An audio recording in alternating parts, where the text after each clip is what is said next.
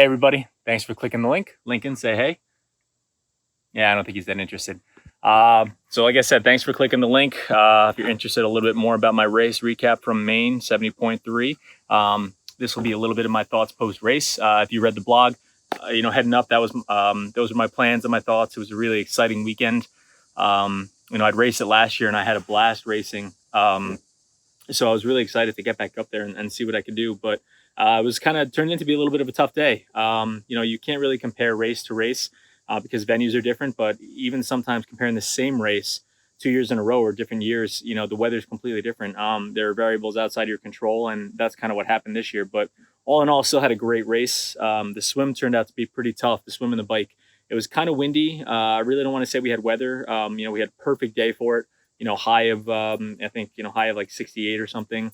Some cloud cover, so no humidity, and it made it really manageable. But some winds early on kind of stirred up the swim a bit. There was strong currents, some pretty big swells, that you definitely felt yourself going up and down with, and that made for a challenging swim. Almost 100 people were pulled from the water to DNF because it just got really, really tough for a lot of people. I know I don't swim too much, but I guess thankfully I was able to stick through it. Just slow and steady was always my plan. So, last year I swam 40 minutes. This year was 44, even though I was planning somewhere closer to maybe 36, 35. I was talking to people who, one guy last year swam 29 and he swam 40 this year. So it was definitely a tough day in the water. But once you get out of the water, again, it's a rite of passage. So onto the bike, and the back half of the bike was kind of windy. So there were some rolling hills that should have been a little fast. It was actually a little slower than I thought. I felt like my legs were working a lot harder than they should have been for the whole time. So I paced it back, tried to be as conservative as possible, focus on nutrition, fluids, to set myself up for a good run. And as always, my plan has been on these runs to just stay strong, consistent, walk the aid stations, and negative split. So barring any kind of unforeseen circumstances, that's what I always aim for. And, it's nowhere near my PRs in the past, but, not really training and racing a whole lot the past couple of years, not focusing on my nutrition outside of the races, definitely a little heavier than I should be.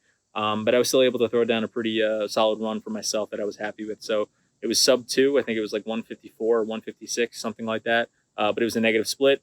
Started around 9s and then 8:45s, 8:30s, and then, kind of dropped it down and hit the throttle for the last few miles to see what I could do. And the last 2 miles were about 8 minutes flat. I was really happy with that, kind of mirrored last year. So all in all, I was really, really happy. It was a fun day, across the finish line, my first one this year. So I'm going to kind of take this momentum into Ironman Arizona. I think I had previously alluded to the fact that I might sign up for Ironman Florida, but, I think Arizona is going to be a little bit more fun, different venue. Course looks a lot better. Town's a little bit friendlier for it. So I'm really, really excited about that. So I'm going to keep this training going through it. Justin and I are going to come up with a nice plan, and I'll just do my best. So that was really my race recap from the weekend. I had a blast up there. Our friends Sean and Nicole Murphy came up with their daughters. Just a fun beach town, playing skee ball beforehand, hitting the arcades, and just having a good time. So I definitely recommend the race to anybody. Swim is a little cold sometimes because it's up in the northeast late into August, but all in all, it's an awesome race, a fun town to be in, and I can't really complain. So that's it, guys. Thanks for listening, and we'll talk to you soon.